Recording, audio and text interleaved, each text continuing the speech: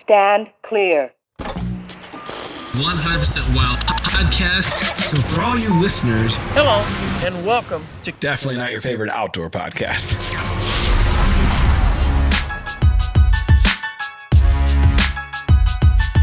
What's up, everybody? Welcome back to the Drury Outdoors 100% Wild Podcast. You're Tim Chelsvik. You're Matt Drury, and we are powered by DeerCast. That's right. DeerCast, by the way, deep tease. We've been teasing it, teasing it for like a year and a half. This summer, got something special. We're going to launch new features, new twist. More deep teases. We can't say much in case we're not ready. The big tease is this summer we're delivering more deep teases. That's right.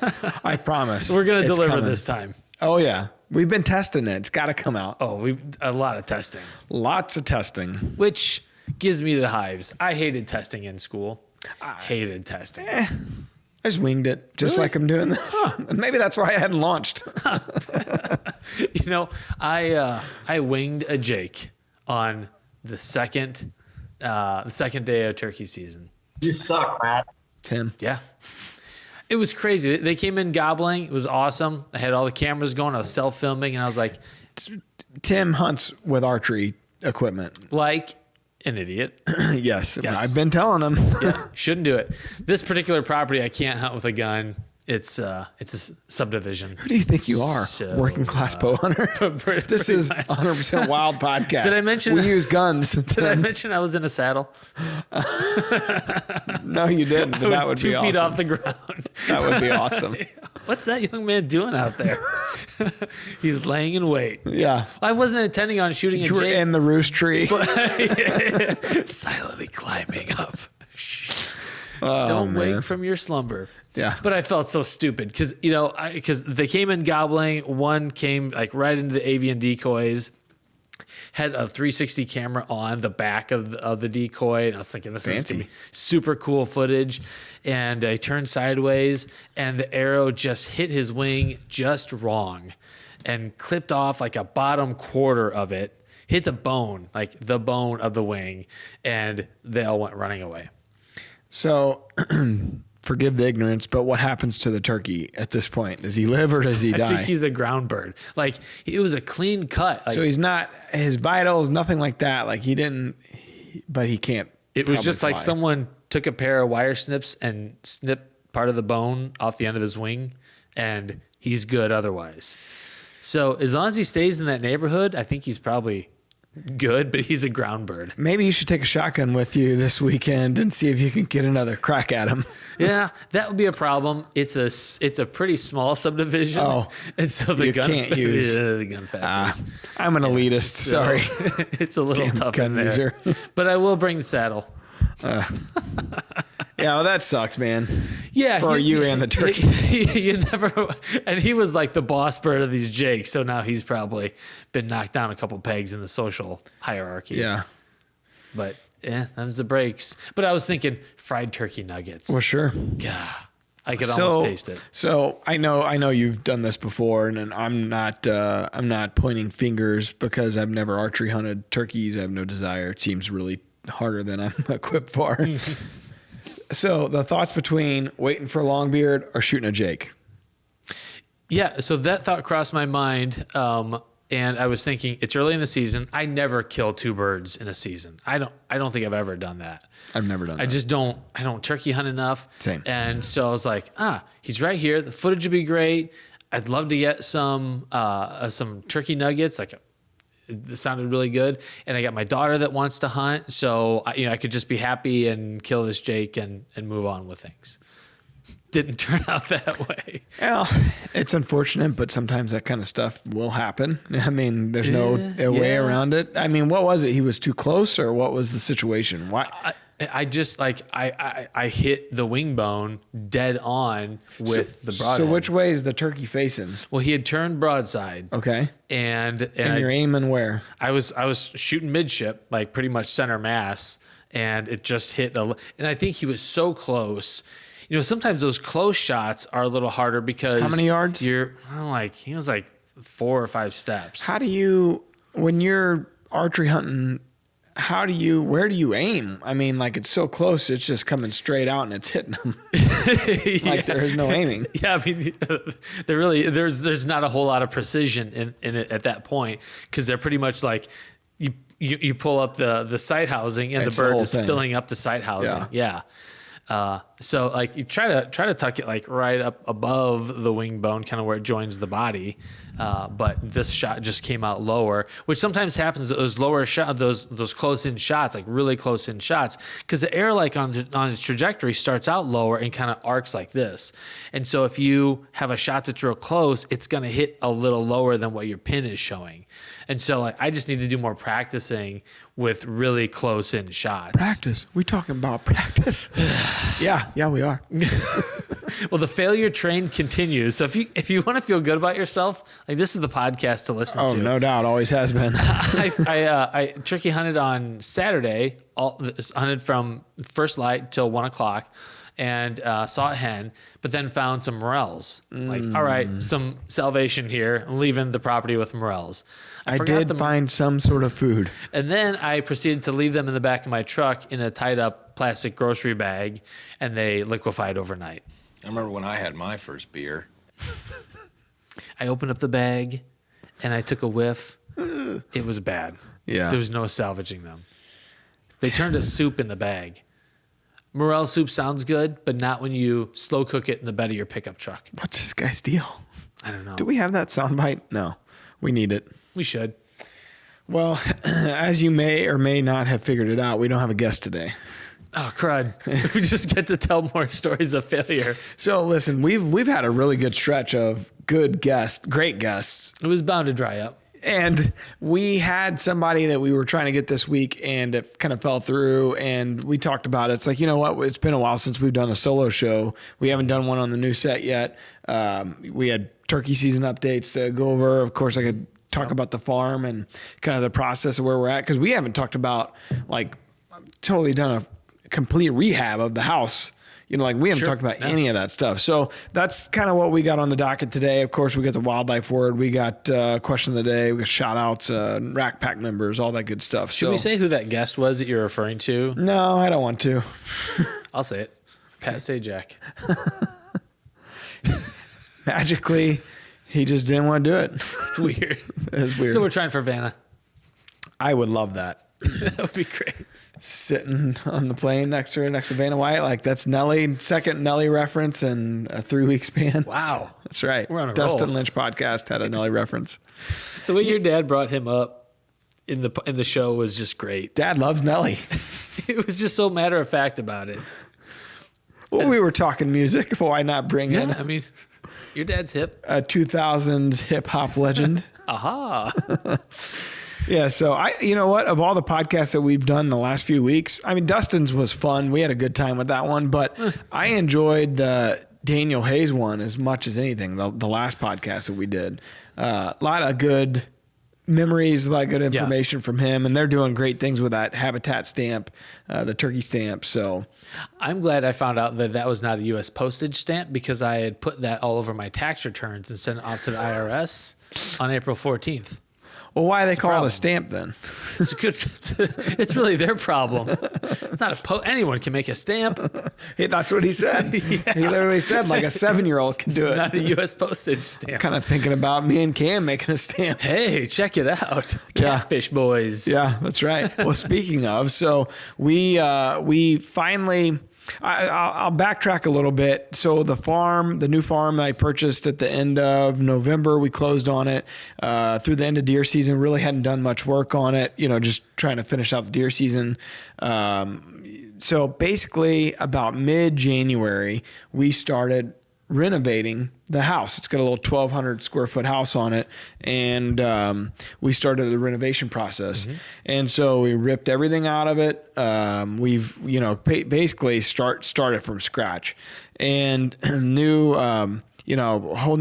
we had to do some taping and mudding and new layer of paint on everything, new baseboards, new cabinets. I found a bunch of old, well, really, they're not that old, a bunch of used appliances on Facebook Marketplace.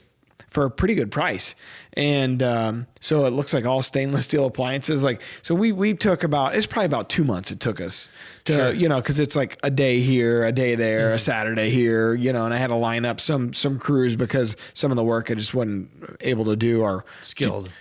I had no skill. So, the guy that renovated my kitchen last year, Eric Lurk, he's got Lurk Built is his company. He's related to Justin and Jared, actually. So anyways, he came up and he set the cabinets for us and the countertops and all the good stuff. So anyways, house was finished up. My goal all along was finish the house before turkey season. Yeah. I didn't know if we could or couldn't, but my thinking was, hey, turkey season comes. That'll be the first time we'll be able to stay in the new place. Totally redone. When you say we, do you mean like you and Scott or the family? Yeah, any and all, whoever. Okay. It's got 2 bedrooms, 1 bath, and then big living kind of space where it's open, kitchen, living room area. And the bedrooms, for the spare bedroom, I got like 2 full size, a bunk bed, what's got a full size under, on the bottom floor or level or whatever, and then another full size bed, and then we got another bed on my side. So you could fit. Theoretically, you could fit, well, if you start throwing out like, air mattresses and stuff, you could probably fit 6, 8 people in there pretty easily, but, easily 4 or 5. So turkey season comes, I'm thinking, all right, we're going to have a place to stay when planting season and all that stuff happens. Like, we don't have to worry about anything with the house. It's all done.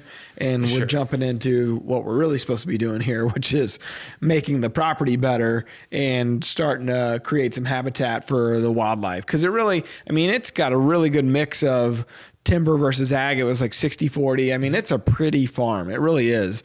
And, but it lacks cover. The timber that's there is pretty thick. Like, they did some TSI. It's got a lot of, cedars on it, and it's got good cover. What's there, but it's not enough is the problem. And so we had a photo shoot there for Mountain Dew and for Jury Outdoors, and Mark and Taylor and Terry came, and we got to kind of walk around the property and look through it, and they gave me their, advice on what they would do. How nervous were you? Well, that was actually the real goal, to get the house done. And it was basically done by then, was early March when they came. And so we did get it done. The appliances weren't all the way hooked up and stuff like that, but it was basically like more or less done. Sure. So that was like the first goal. But no, I was not nervous, but I was curious as to what they would think of the property, because neither one had. Mark didn't know anything about it, and Dad had seen aerials and stuff, and kind of told me his thoughts on it when I bought it. But it's one thing to look at an aerial; it's another thing to walk around the property and really see what's there. Yeah. And and Dad really seemed to. And I don't know if he was doing. He's not the one that usually will just go and give you blank, nice compliments for no reason. Sure. So I assumed when he was saying he really liked it and he really liked the farm, that he was being genuine. So that was nice to hear, because it's like, man, I'm nervous as hell. I don't know anything about Adam, with this thing, and so I'm trying to understand it better. It's one thing to listen to it your whole life and pick up tips. It's another thing to put them into practice.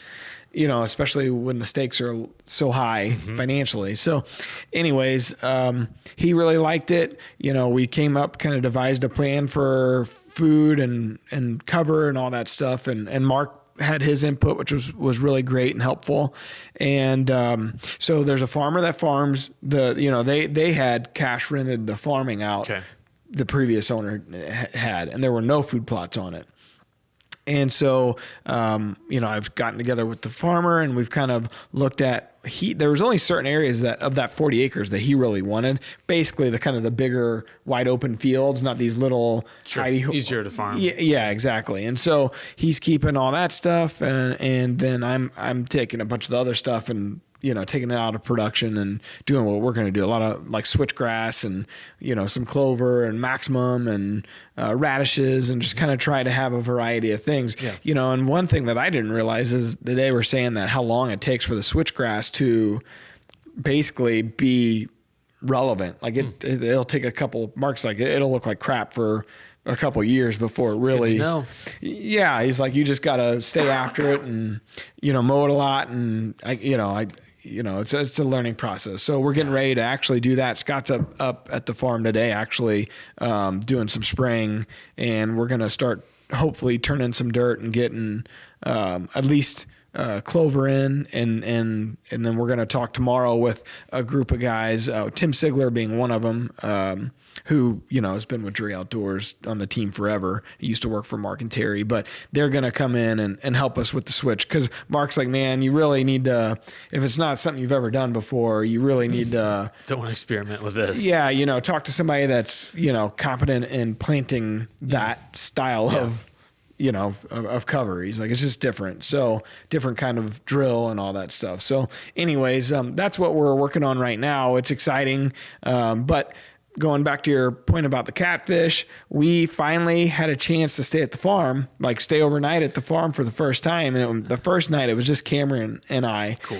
And it was really fun. I mean, I've been begging anybody that'll listen to come up and stay the night. I'm like, hey, come, Miranda, the kids come up, and the kids I could tell are excited, but if she doesn't want to go, it's like, how it goes. Like, mom, the kids want to be with mom.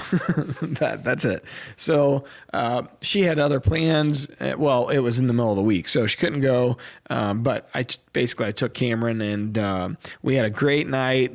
Fun. We hooked up a Nintendo Switch there in the house, and so I'm trying to make it something that he likes to do. And then during the day, we got out there and we got up early, listened for birds. I was pretty set on Scott and Alan here had a managed tag over Bush Wildlife. Yeah.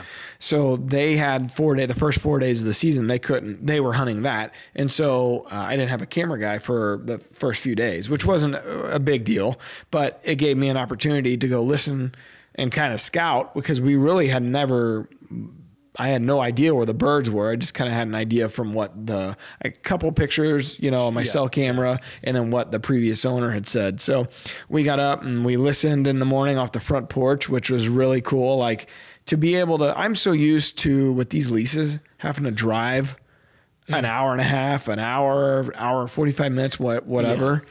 Like, going turkey hunting, really, it's like rut hunting and turkey hunting are brutal, because you're getting up at the ass crack of dawn. Mm-hmm. And so it was nice, because I got up at 4:45, Sweet. Got dressed and went out the front door and listened. Yeah. And it's like, I really like it here. This is how it should be. So it was cool. Got him up. We listened. We heard probably 3 or 4 birds, and I nothing was on me, I could tell, but just 300-400 yards away, probably, on neighboring properties. And so we kind of went around, and I'm, struck a little bit and tried seeing if we can get anything to act right and maybe come in and we'd set up. And we were having no luck. So we go back to the cabin, and he went inside and was eating. And I was like, you know what? I'm going to strike one more time. This part of the property, this western edge of the property, I'm going to hit it one more time. Hit it. Turkey hammering it. And I was like, you know what? I'm going to set up a blind. So I goat rope, end up hauling all the crap down to the edge of the property, and 2 blind chairs, a blind, 2 decoys, the gun, the vest, the kid, and he had nothing and I had everything. Mm-hmm. Like a pack rat going down to the end of the field, and he's just prancing along. Oh man, I can only imagine what he thinks of me, because I'm like sweating my butt off, and I'm like popping up this blind. I'm struggling with the blind, and you know what I mean? Yep. Like, because I'm trying to hurry is the problem. Yeah, it's always urgent. Yeah, and I'm like, stay behind me, and I'm like, we're trying to be quiet, and I'm trying to get close enough so hopefully it'll, we'll be within range where they'd be able to see a decoy and come in and get all set up, and I am sweating, and it's just one of those things where finally I get set up, and I'm like, all right, put a mouth call in. I tried calling, and nothing. All right, try a slate call, nothing. Mm-hmm. And he looks at me, and I'm like, all right, well, that was a waste of time. We gave that a try. Yeah. Let's go get breakfast. We stayed there for about an hour, just because at that point I'm like, we're staying here. And that was day one. So it's all good though. It was fun. We went to breakfast, went into town, got breakfast. He had a huge donut. Like, we had a good time. This guy, this is the coolest thing. So we're sitting at this little cafe, and this Vietnam veteran came up. He had a hat on, said he was a veteran. He came up, and real character this guy was. And we were in line. My son had a cardinal baseball hat on, and he's like, "Oh, you like the Cardinals?" He started telling us a story about him seeing Brock and Gibson and all that back in the day, and so just super nice. We get our food, we sit down, and then all of a sudden he comes back up to us, and he starts talking to my son. He's like, "You look like you got a birthday coming up," and he's like, "When's your birthday?" And it's it's in August, and he said that, and he's like, "Here's $20." He gave him a $20 bill, and he goes, "I want you to buy yourself something for your birthday from me." What? Yeah. And then he's like, "And here's a penny. This is a good luck penny." And because we had told him destitute. we were, we told him we were going hunting, and he was hunting too, and he was morel hunting and all this stuff, and just nice as could be. Okay. And, so I thought, man, this is really cool. So we get done eating, and we're getting ready to leave. And I wanted to go over and say thank you. And I wanted to take a picture with Cameron and the gentleman to show Miranda. Yeah. He was talking to another guy who was super friendly. He was talking to somebody else. That's his court. While we were there, a lady comes, she said her age, she was 7 years old. She came up to us and she's like, "Oh, I just really appreciate a father and a son making memories like this." And she said to Cameron, "Really remember this day," and all this. And I was just like, he's like, "Why?" We got in the truck. He's like, "Why was everybody talking to us?" Because another guy came up and just said hello. And I go, "Bud, this is what small towns are like. These are friendly people. This is just normal. This is normal. This is how most everybody is like that." And I love this. This is what I grew up in, a town of 400 people. I mean, this is it. And he's just like, "Yeah, this is really cool." And so we went over to Orscheln's because it's the only little kind of store that's in town, and a farm and home store. And we walked in. I said, "Hey, man, you can do whatever you want with that $20 if you want to buy something or save your money." I'm always talking about saving the money, whereas others in our home are always talking about let's get stuff. Others. So I'm trying to say, "Hey, why don't we save it? Let's put in a piggy bank and, maybe put in a savings account, college account or whatever." I was like, "But it's your money. If you want to buy something, you see a toy or whatever, you get it." So we're walking through and they got toys there, and he's looking at them, and he's in pig into Nerf guns, and he's looking at Nerf guns. He's like, "Nah." He's like, "I'm going to save it." And we walked through the whole store. I got a couple things that I needed to get. And then we get over to the fishing poles, and we got this huge, it's an 1.5 acre pond right outside the front door of the house. It's beautiful and really well kept. And we haven't fished it. I haven't fished at all. And frankly, I don't have a fishing pole. I never fish. And I could count on one hand the times in my life that I've fished. And so he says, I want to buy a fishing pole with my $20. And I was like, shit, I don't even know how much they are. I assumed $40, $50, $60 for an average size or average fishing pole. I had no idea. So he picked one out. It was $16.99. Hey. It was a Zepco. Hey. It's not a kid. It's like a normal fishing pole. I noticed in the video, it's like, that's a legit fishing rod. Well, that was probably Scott's that you're seeing. Gotcha. Okay, so he bought it, and then I was like, shit, I'll buy a pole, So we bought some stuff, and so with that $20, he bought a fishing pole, and we got in the truck, and I said, "You have no idea that gentleman gave you a $20 bill that you bought a fishing pole with, that you'll get more enjoyment out of your $20, which you got change back, with that $17. You're going to get more experiences and enjoyment out of this $20 bill than you will with anything in your life, probably." Yeah. I said, and that gentleman, my guess is that was exactly what he was looking for. And so it was just really fitting, kind of the day, how it was going and all that stuff. Well, so we go fishing, and that first day we were going to feed the fish, because we have the previous owner had a big 50 pound bag of catfish food that he left. Sure. And so I was like, "Hey, let's go just see what's in this pond." I've not fed him or anything since we owned it. So we got a bunch of fish food, and we went over there, and this is pretty funny. So we always try to do this real wild clip of the week, powered by DeerCast. So this is the real wild clip of the week. I set my phone up. He wanted me to hold him up so he could throw out fish food into the pond. Okay, what could go wrong? We were downwind of where we threw. So let's roll that footage. Picking him up. All right, so we're picking him up. I got the camera set, and it's hard to tell. All of the dust from the catfish food It's in his eyes right here. It got in his eyes. It got in my eyes, and we're, and he's screaming. I come to the phone. I said, Phil, so You had a good laugh watching the video, didn't you? He's recovered. Are we having like the best time at the farm or what? Now I feel like I'm done fishing. We haven't even fished yet, bud. Andy's a pickpocket. yeah, he's got a pocket knife they got from Boy Scouts. And it was in my pocket, so he picked that out. Yoink. That's the kind of This fun stuff you get to do at the farm. It's amazing how for kids, like their world changes on the drop of a dime. Like he was just screaming in terror about, I'm blinded for life from catfish food in the eyes. And now I'm giggling and pickpocketing. Well, so I had, so to kind of settle him down, and he wasn't like, he was just like, it was in his eyes, and I guess it was like a sand kind of feeling in your eyes, the feeling. And so I was like, hey, check this video. I filmed it. Let's see what it looked like. And he laughed and laughed at himself screaming, and he laughed and laughed. And it's just, we were having fun. Yeah. And I'm like, man, to me, it was clicking, and I think it was clicking for him. Like, this is why I got the farm. Yeah. This is the whole reason. I look forward to Lola coming and joining us, Getting Miranda. some crap in her eyes. Yeah. Put her downwind and see what I can throw at her. This is tradition. This is fun, in this honey. Ray family. We're having fun. Why are you crying? but we drove around on the tracker, and he was able to drive, and cool. We were looking for morels, which I hate to break it to these kids, but when deer season comes around, nobody's walking through the woods.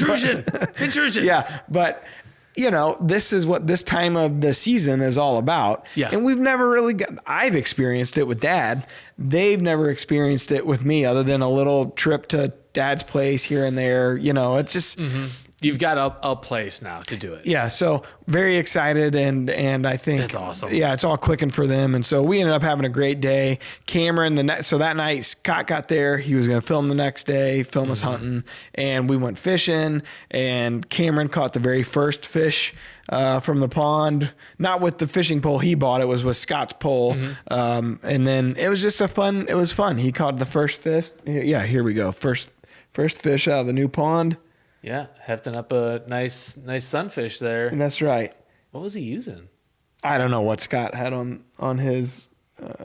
It's like some kind of jig. But it was just awesome. And Scott probably caught 5-6 fish. Cameron and I each caught a couple fish. We caught catfish. We caught crappie. We caught bluegill. We caught a bass. I mean, it was awesome. Yeah. So he's all in now. And, we had to go home because he had a baseball game, and he was like, man, I was just getting used to it, Dad. That's what he said to me. He's like, I was just getting used to it. To live there. Yeah. I was like, bud, we can come anytime you want to. It's working. The plan is working. That's right. So last night, Beth's like, hey, would you take a look at Bo's belly button? Bo, show Daddy what's up with your belly button. And he walks over and pulls up his shirt, and sure enough, there is a tick inside the belly button.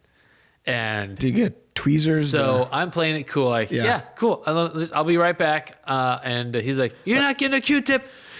You don't get a Q-tip for it. No, I'm getting a lighter, son. He doesn't know what it is. Yeah. And I'm trying to, play it cool. Just going to grab the tweezers and kind of palm them. And so he doesn't see. And then it was 5 minutes of, you're not doing that to me. And I had, at first I was like, it's just lint. Like, let's just get it out of there. But then when he would not come to me, I was like, listen, there's a tick in your belly button and it's sucking your blood.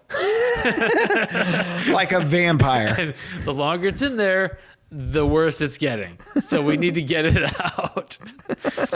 It took 5 minutes of convincing and finally getting him to come closer. Yeah. But he was asking, like, am I going to die? Yeah. And it's like, no, you're not going to die, but... That's the downfall of the outdoors. Yeah. The weird thing was it was dead. Weird. And I'd sprayed I'd sprayed his shoes with permethrin when he went out in the woods with me shed hunting. So I think maybe the tick got into that. Yeah. Got sick, got up there, bit him, and then that was the end of it. But as a dad, you just face some weird situations, and you're always like, "Is this going to ruin the kid for life? Is this going to be a great memory?" And those little things freak them out. I mean, they do. Yeah, that can either make them or break them for wanting to go do it again. Mm-hmm. Yeah, like ticks everywhere. Can I die? But did you die? Yeah, we've had some close tick calls. That's what she said. Ew. All right. We should help our buddy out with the question of the day. All righty. So the question of the day is proudly brought to you by Cold Steel Professional Blades for Real Hunters. Okay. Hi, this is Chad Wilson. I'm from Central Pennsylvania. I just had a question. Our season don't start till the end of April. Our turkeys are usually pretty much henned up by then. I just want to know what the best option was for decoys, or use them, not use them, what to use, and what's the best type of calling, and when I should call or when I shouldn't call. Thank you guys for your help, and have a good season. Don't thank us yet. I feel like Chad got screwed today by us not having a guest on. To me, like it comes down to like, first, how good a caller are you? If you're a really good caller, like some really good callers will not even use a decoy because they want the bird to come in curious, looking around. For the rest of us, it's the typical setup is a hen and a jake.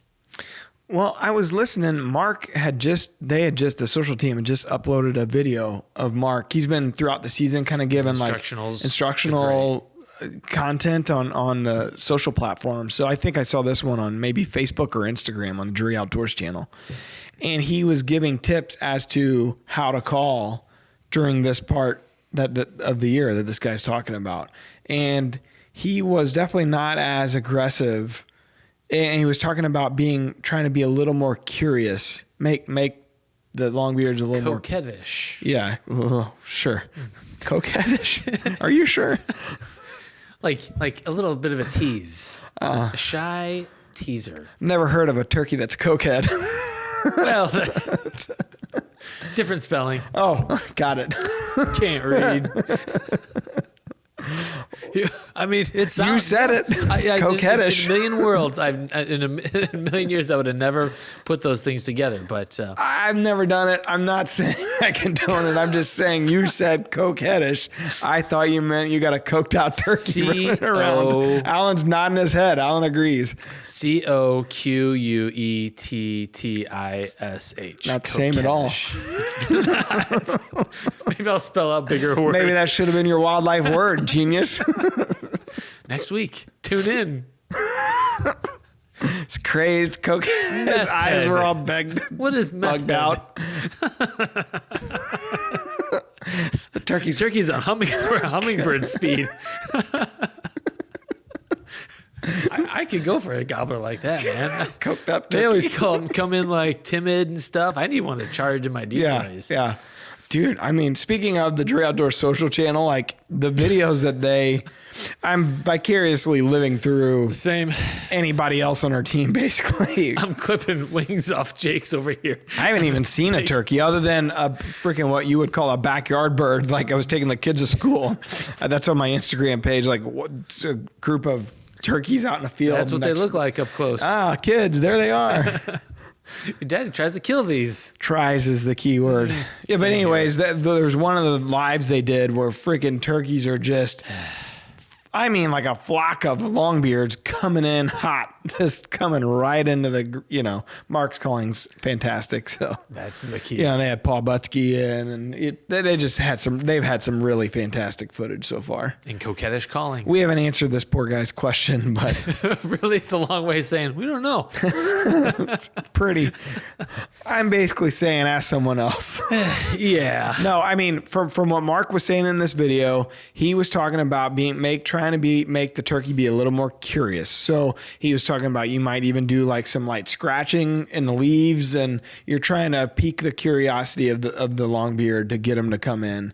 And I forget what he said his decoy setup was at that time of year, because I know like certain times of year they might use a breeder, like a lay down hen with a jake, or certain times of year it might be a feeder hen or whatever the case may be. I forget what he said for the later in part of the year though, but I know up to this point they've been using a lot of breeder hens with jakes, setup up to this point. But to answer Chad's question, by end of April, I would think they might be freeing up and looking. He's saying they're henned up by then, but they may be looking for a new hen to breed. Well, and that's the thing, we always talk about, you kill them right at the roost, or you wait 2 hours until they finish with their girlfriend, and then they're out cruising again looking for love. And it's like that 11 o'clock and on period. Like in Missouri, you can only hunt till 1 o'clock. So a lot of times if you can just gut it through, or maybe go get breakfast or something, come back,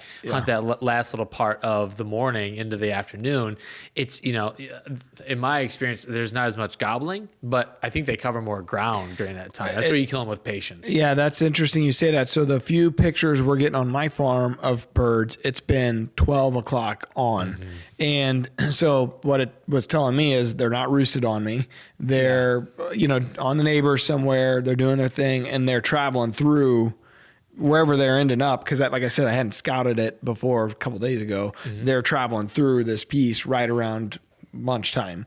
So basically got an hour and a half. Like if I were to go set up on this part of the farm, I'd go out at like 11:30 and sit and just be patient. Mm-hmm. Maybe throw a call out every once in a while and see if you could pique one's curiosity to come in a little sooner. But it's either a group of jakes that come in or a group of longbeards that come in. I'm not seeing any hens really. So they're traveling through there looking for, my assumption was, another hen. Yeah. Yeah, not the most exciting way to turkey hunt, but no, if it gets the job done. Yeah, I mean, everybody loves to see a longbeard coming in, strutting and gobbling their heads off, but I've hunted with Mark and Dad my whole life, and they're really good callers, and it elicits that response a lot of times. And there's a lot of people out there that are really proficient callers. Doesn't mean you have to be a professional to be a great caller. But my point is if you're not a great caller, you may not get quite the excited reaction as someone who knows the vocalizations of the wild turkey quite like that. Yeah. Especially during different parts of the season. I forgot to mention, we should say congratulations to my buddy Tony Cantrell, he's a podcast listener, has been turkey hunting for a lot of years, has never killed anything, killed his first turkey this season. Awesome. Congratulations, Tony. Tony's, I think he's around 40 years old. Good for him. And I don't know how many years he's been at it, but as long as I've known him, he's been trying to kill a turkey. That's cool. And so it's just always interesting to me when you have an adult that's been at it, that keeps trying, close calls, but sticks with it and finally gets it done. And, it's one of those things that if you never turkey hunted, you'd be like, why the hell do you spend that much time and trying? But if you've turkey hunted and succeeded, it is a fun style of hunting. It's a fun hunt in general. I always get bummed because I never get out as much. I'd love to be like Mark and Terry and Taylor and the group. They're hunting basically every day of the season. Yeah. And it wears them out. I mean, that's a grind when you're waking up at 3:30, 4 every morning, and in Iowa, you can hunt all day, I believe. So, it can be a grind, but like you, I get to go out maybe a handful throughout the couple week season. Mm-hmm. And before I know it, I keep saying like, okay, I'm going to go here, I'm going to go there. Before I know it, the season's done. Yeah. It's like, shit, I missed it again this year. Yep. And it's by far my favorite season. Uh-huh. So I don't know. It's one of those things where if you can go, you should try. So I'm training for an ultra marathon right now in mid-May, and I knew this was going to be an issue. So I'm training through turkey season essentially. So my weekend time, like I try to get my long run in sometime over the weekend and turkey hunt, it's killing me. I'm sure you're exhausted. Yeah. Me. Yeah. I mean, stupid. How long are your long runs? Like this yesterday should have been a 26 miler, like running a full how long marathon. Does that take you? It should take me about 5.5 hours. God, what's taking so long? I know. I need to get better.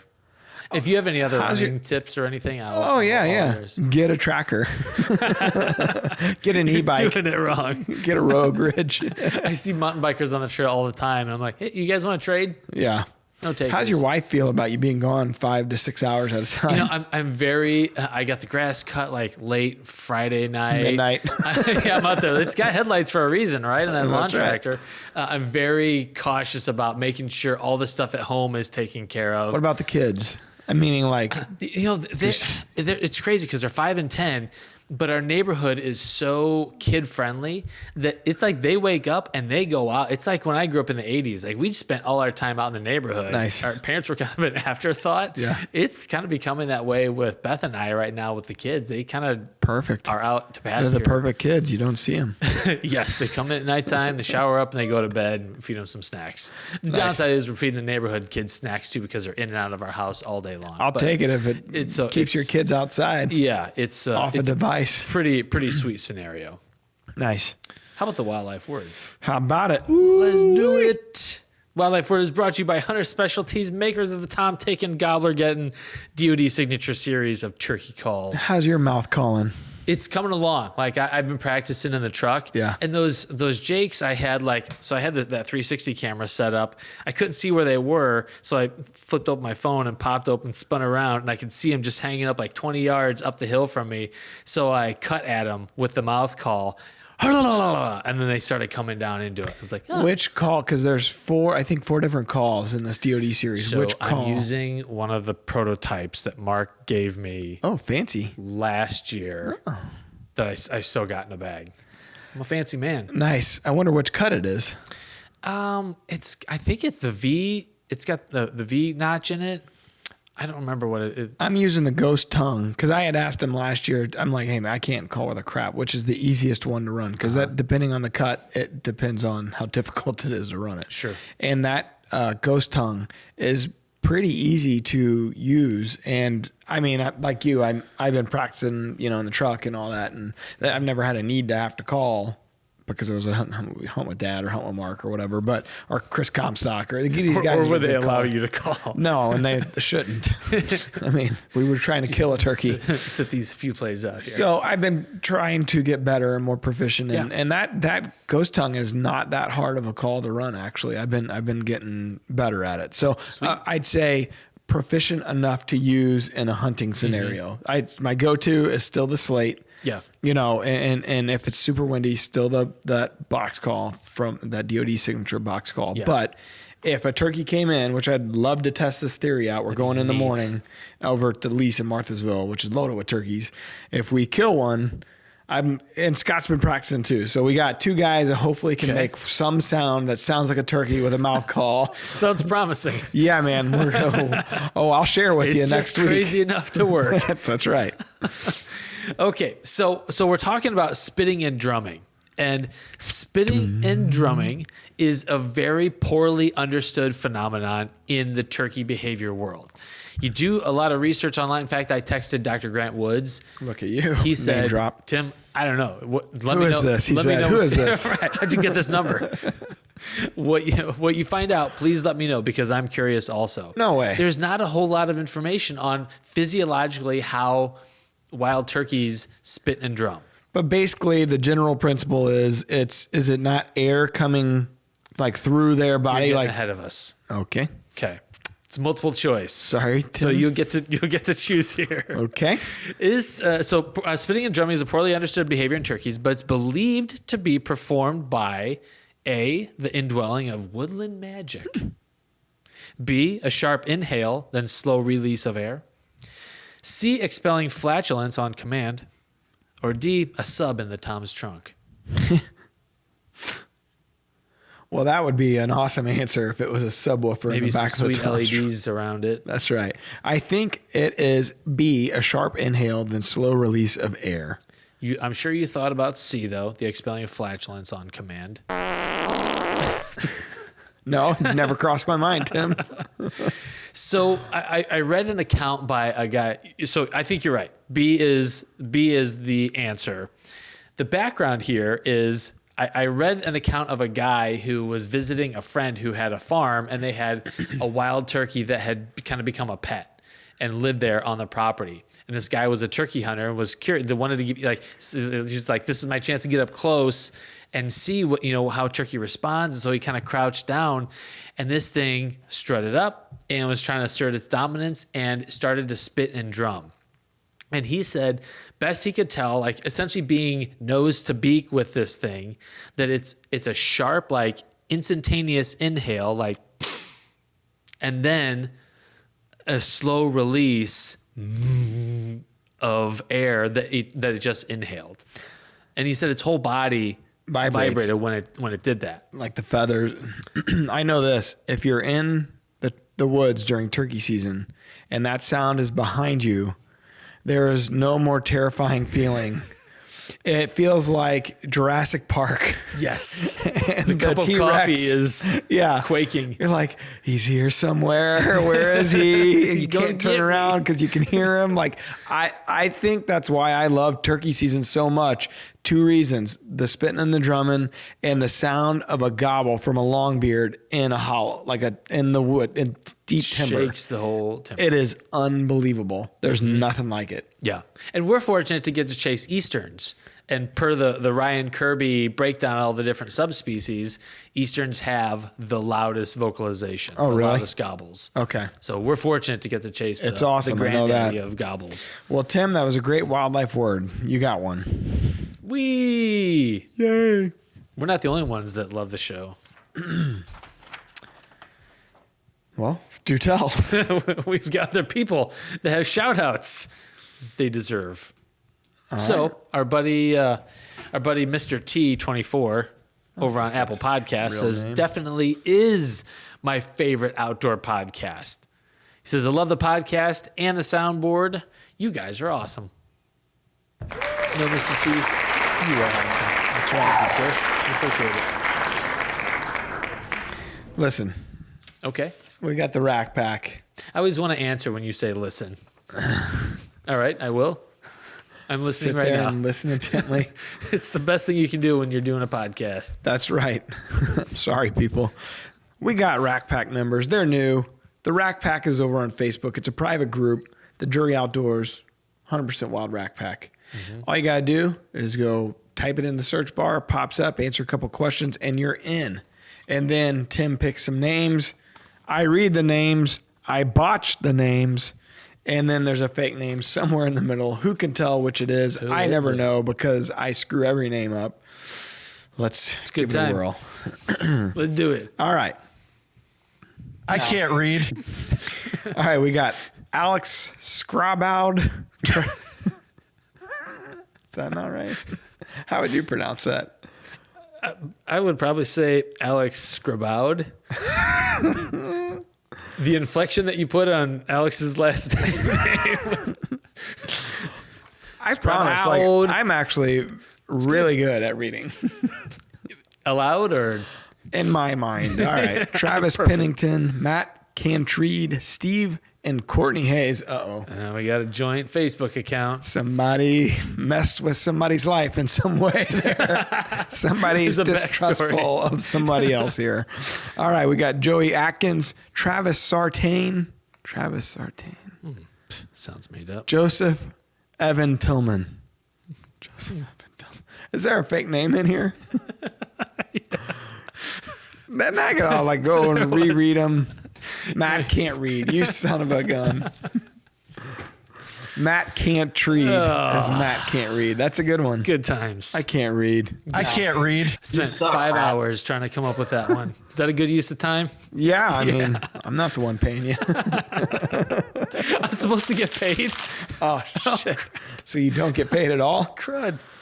Not at this job. Nope. Just the honor of being here. What an honor it is. Well, we should tell folks that the next episode is episode number 263.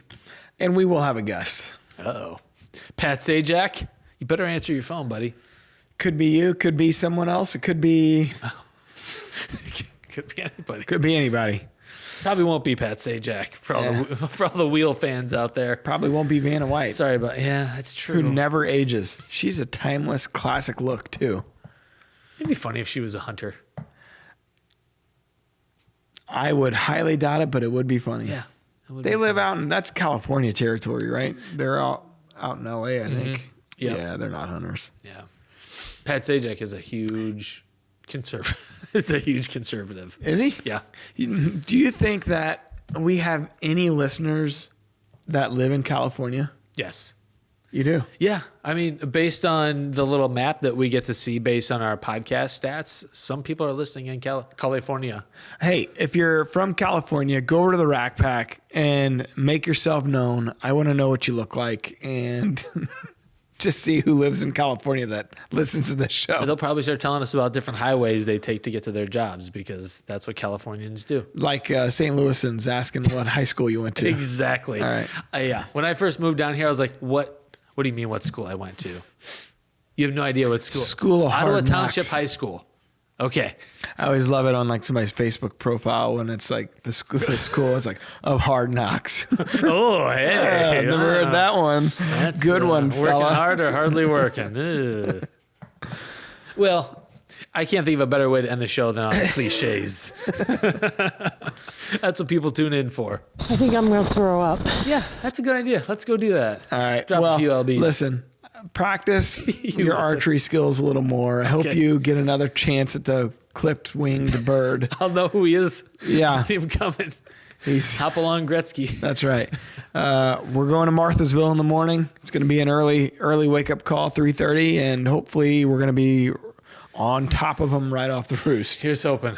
Here's hoping. Dougie boy, I know he listens. Him and his wife Kate, they doubled out there. Congrats to them. That's the landowner. So they were day 2 or 3, I think, of the season. So Nice. we're looking forward to getting back out there and trying our hand. It's loaded with birds, and if we kill a bird out there, then the pressure's off. I'm gonna go back to my farm and see if I can run On into your own one. dirt. Yeah, Sweet. maybe accidentally trip on one. Who knows? Who knows? All right. Well, let's shut her down. Shut her down. All right. Thanks Till for next watching. time.